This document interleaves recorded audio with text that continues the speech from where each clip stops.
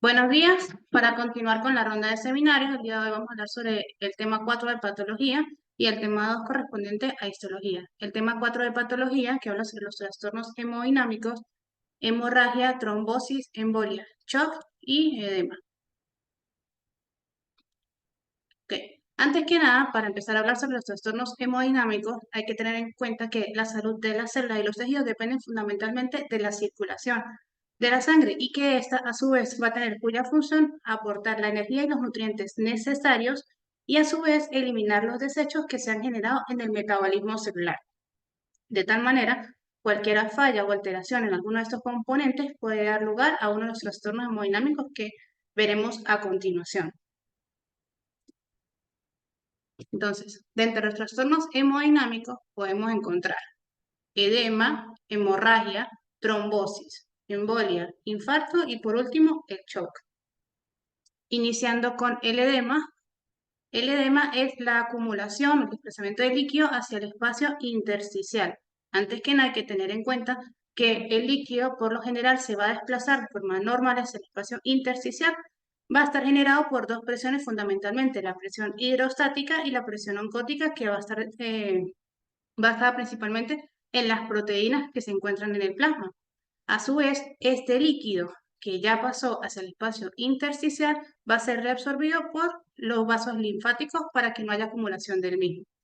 Entonces, vamos a tener que cuando hay un desequilibrio en estas presiones, bien sea o en la presión hidrostática o en la presión osmótica, o en tal caso alguna falla directamente en los vasos linfáticos, va a haber una acumulación de este líquido en este espacio, denominándolo de tal manera edema.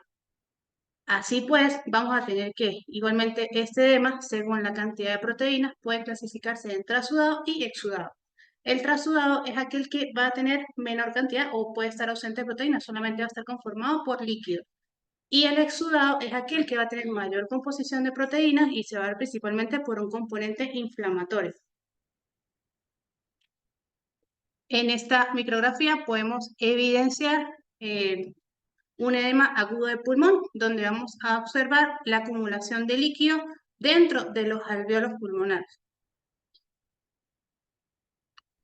Continuando, hablaremos sobre la hemorragia, otro trastorno hemodinámico. Esta no es más que la extravasación de la sangre desde los vasos. Se puede producir tras un traumatismo, por un proceso de aterosclerosis, por una erosión inflamatoria o directamente por una erosión neoplásica de un vaso. Esta puede manifestarse de distintas maneras. Puede ser externa dentro de un tejido y denominarse hematoma, ¿okay?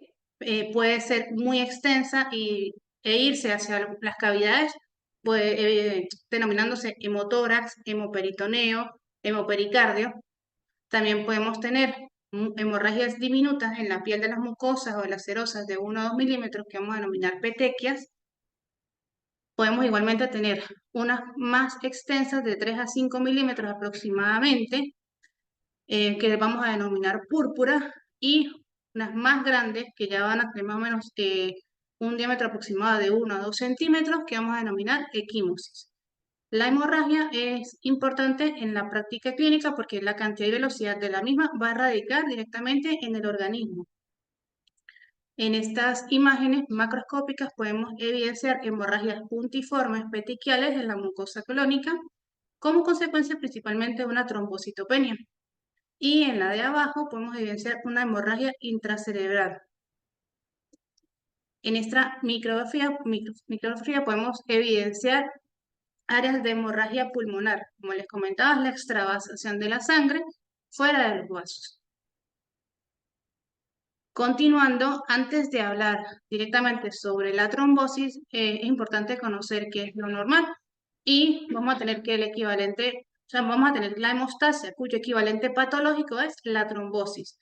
La hemostasia no es más que una serie de procesos regulados que van a mantener la sangre en un estado líquido y sin coágulos dentro de los vasos, mientras se está formando un tapón hemostático en los focos de lesión vascular. En esta hemostasia van a participar tres elementos fundamentales: la pared vascular, las plaquetas y la cascada de la coagulación. Así pues, aquí vamos a tener en estos esquemas el proceso normal de la hemostasia, donde vamos a evidenciar, primero, En este segmento vamos a tener que hay una lesión directamente, una lesión vascular y se va a producir un mecanismo reflejo que es la vasoconstricción. Bien sea esto se da principalmente por factores neurohumorales. Posteriormente, las plaquetas que están dentro de la circulación van a ser llamadas hacia este sitio, se van a adherir al lugar donde estuvo la lesión directamente, van a cambiar su forma y van a liberar algunos gránulos para llamar o reclutar muchas más plaquetas, de esta manera formando el tapón plaquetario hemostático o el tapón primario. Posteriormente, vamos a tener que, una vez que ya se ha hecho el tapón hemostático primario, se va a producir o se va a empezar a dar la cascada de la coagulación, dando lugar de esta manera a una hemostasia secundaria. En esta cascada de coagulación, lo que vamos a hacer directamente es que se va a polimerizar la fibrina para que todo se mantenga en un tapón definitivo que es más grande y más estable que el tapón hemostático primario. De igual manera, es importante conocer que hay una contrarregulación antitrombótica que viene determinada por una serie de factores que se encuentran igualmente en este sitio y van a permitir que la hemostasia se mantenga o se limite solo al sitio donde se encuentra la lesión. Ahora bien, ya conociendo la hemostasia, tenemos el proceso patológico que es la contraparte de la misma, que es denominado trombosis. Entonces, la trombosis o la generación de trombos, vamos a tener que es la principal alteración de la hemostasia, va a darse por una falla en cualquiera de estos tres componentes, que es la tríada de Virchow, que es la lesión endotelial, la hipercoagulabilidad o un flujo anómalo en la sangre. Entonces, vamos a tener que el trombo se va a encontrar constituido por sangre, fibrina y otros elementos. De igual manera, podemos evidenciar que los trombos por lo general muestran laminaciones evidentes, que son las denominadas líneas de Sand, y se van a producir por la alternancia en las capas de plaqueta y fibrina, que son más pálidas, con las capas más oscuras que contienen los eritrocitos. Estas líneas son importantes porque estas solamente se van a encontrar en los trombos que se forman dentro de la sangre. En esta imagen podemos evidenciar un trombo en aneurisma de la aorta abdominal dilatado y en la microfotografía podemos evidenciar una trombosis oclusiva, esto principalmente de una arteria coronaria descendente, sobre una placa de aterosclerosis erosionada. Entonces, para evidenciar igualmente la constitución del trombo. Continuando, tenemos otro trastorno hemodinámico que es la embolia.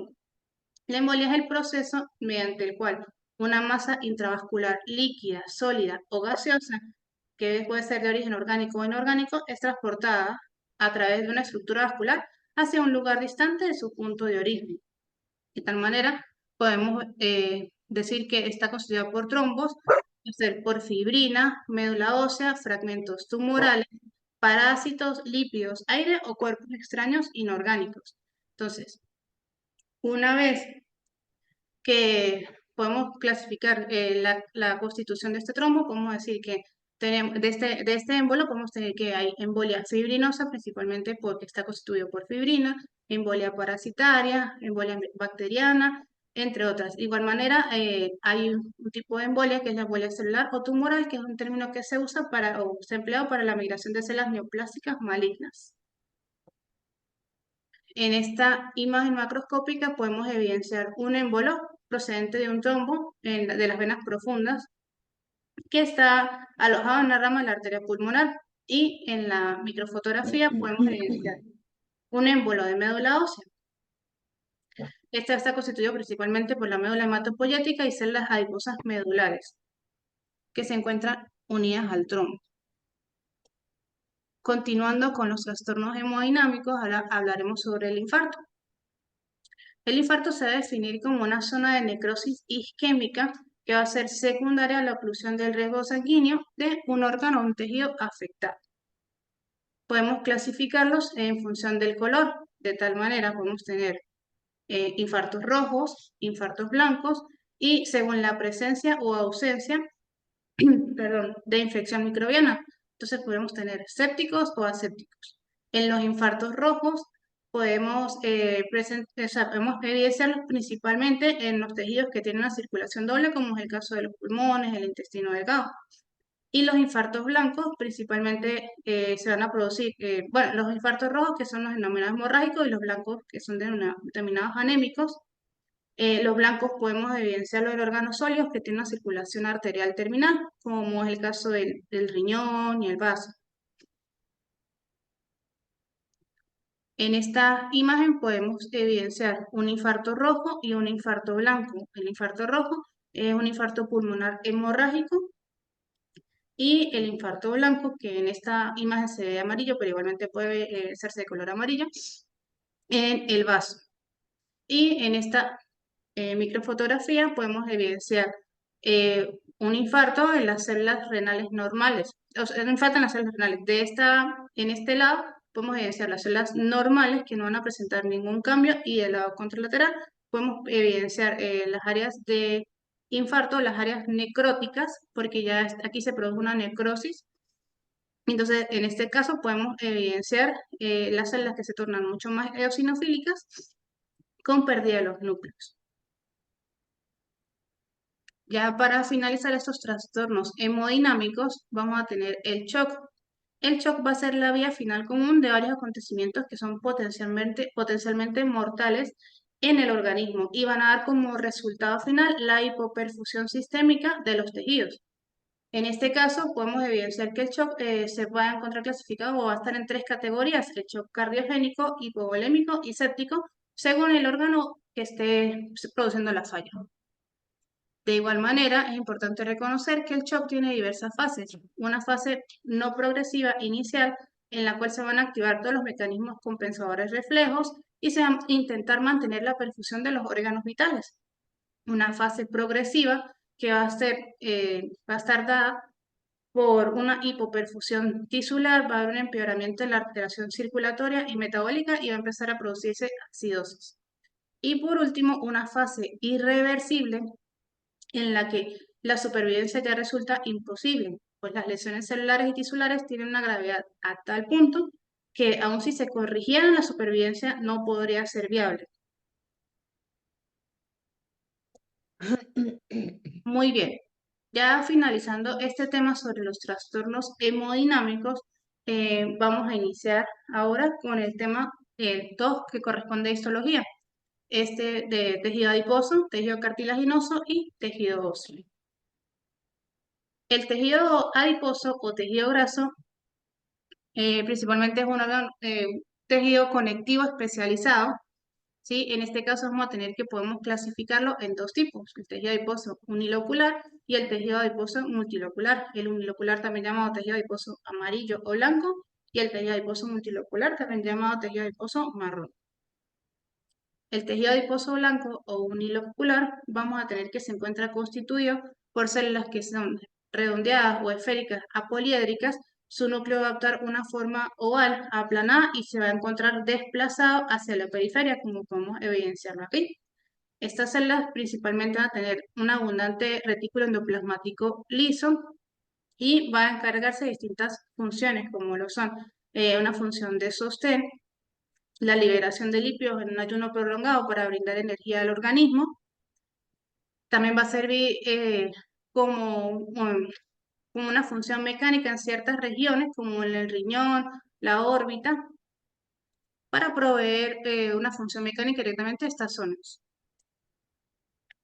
Continuando, el tejido adiposo marrón o multilocular, también denominado grasa parda, va a estar constituido principalmente por células poliédricas grandes, pero que son un poco más pequeñas que el tejido adiposo blanco.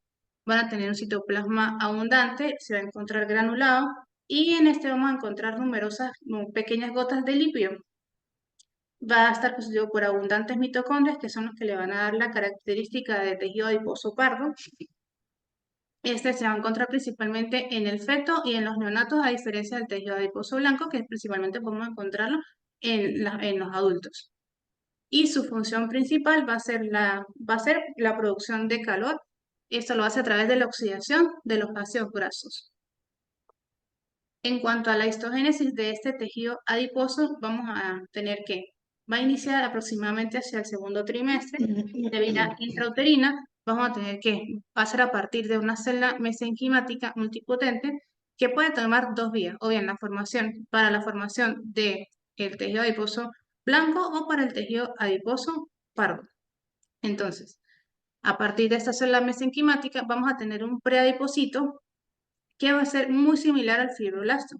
Este preadipocito va a continuar su diferenciación hacia un adipocito inmaduro, que va a tener igualmente toda la maquinaria en la síntesis para la degradación de los triglicéridos y va a acumular grandes cantidades de gotas de lípido que van a aumentar en tamaño hasta fusionarse y dar origen al adipocito maduro unilocular. Y en su contraparte podemos evidenciar igualmente que a partir de esta célula mesenquimática se puede tomar otro camino para llegar a producir el tejido adiposo pardo. En este esquema igualmente podemos evidenciar en la célula mesenquimática su diferenciación hacia el preadipocito, posteriormente al adipocito maduro para llegar a formar ya el adipocito maduro unilocular. Continuando, el tejido cartilaginoso, que va a ser otro tipo de tejido conectivo especializado, este se va a encontrar compuesto principalmente por células y componentes de matriz. Aquí vamos a evidenciar células especiales como son los condrocitos. Estos se van a encontrar aislados en espacios o lagunas con abundante matriz extracelular. Esta matriz va a estar compuesta por fibras de sustancia fundamental. Esta matriz principalmente va a estar dada por glucoproteínas y colágeno de tipo 2. Entonces, el tejido cartilaginoso podemos clasificarlo igualmente según la composición de esta matriz y la disposición de estas células en tejido cartilaginoso hialino, elástico y fibroso. El cartílago hialino o el tejido cartilaginoso hialino va a tener un aspecto vidrioso o azulado. Se va a encontrar principalmente en el adulto en los cartílagos costales, forma parte igualmente del esqueleto nasal, en la tráquea, los bronquios y en las superficies articulares. Aquí vamos a tener que, igualmente se va a desarrollar a partir del mesénquima, con todas estas células se desarrollan a partir del mesénquima, van a dar lugar principalmente a los condroblastos, y estos condroblastos a su vez, estos condrocitos van a adaptarse o se van o sea, se van a colocar de una forma característica en esta matriz, teniendo que podemos evidenciarlo como en lagunas que se van a encontrar aplanadas en sentido paralelo a la superficie, eso son las que están más profundas, y luego más profundas vamos a conseguir que son un poco más redondeadas.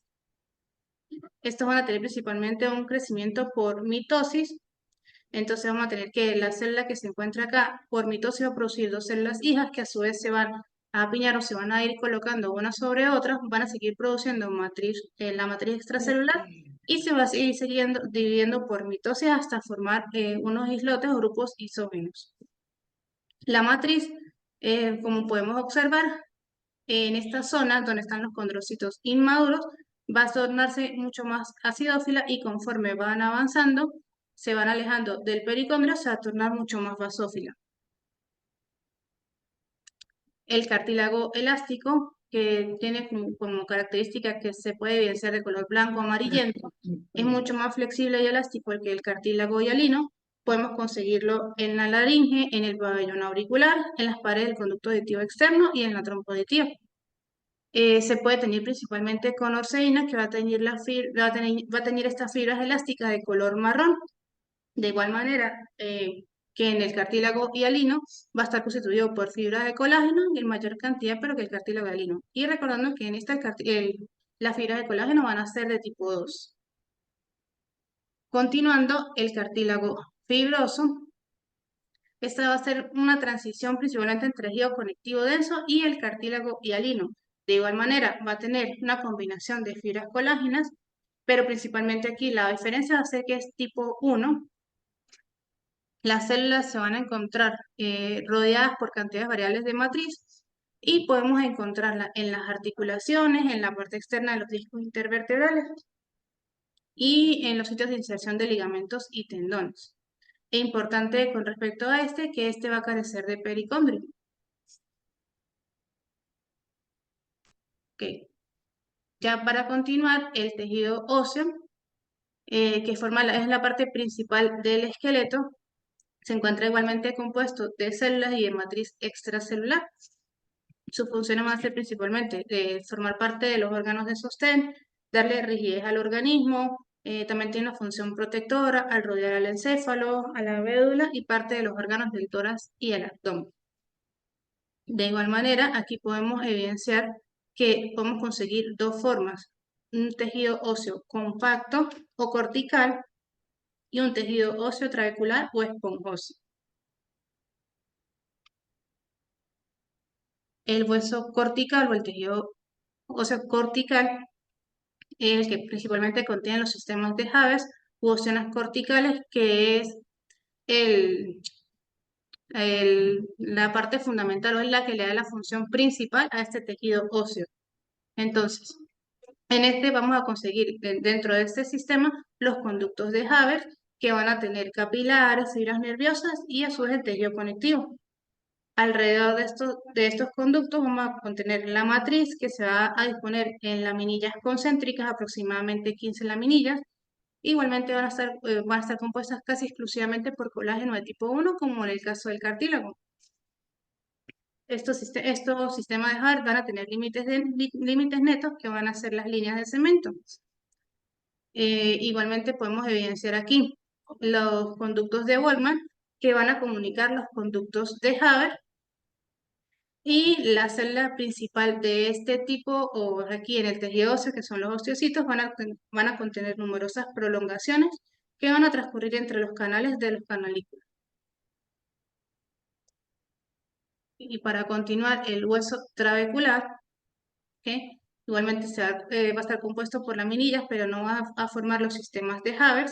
Vamos a tener que aquí hay osteonas trabeculares con forma de disco aplanado, van a estar formadas aproximadamente por 20 laminillas, y entre estas ostiones van a estar separadas por los espacios que van a contener principalmente la médula ósea, como podemos evidenciarlo aquí. Si logramos evidenciar con detalle, aquí no vemos esa disposición en laminillas concéntricas como la que se ve en el hueso cortical. Y ya para finalizar, vamos a tener que el tejido óseo va a tener un proceso de osificación, igualmente en el proceso de regeneración, vamos a tener que va a estar una osificación intramembranosa y una osificación endocondral. En la osificación intramembranosa, esta se va a evidenciar principalmente en los huesos planos y se va a producir a partir de una placa membranosa densa del mesénquima. Entonces, principalmente se va a dar a partir del tejido mesenquimático. Y la osificación endocondral, que se da principalmente en el resto de los huesos, se da a través de un molde de cartílago hialino, y a partir del mismo vamos a tener que esta sustancia fundamental que van a producir estos condrocitos se va a ir osificando para dar origen directamente a este tejido óseo. Muchas gracias por su atención.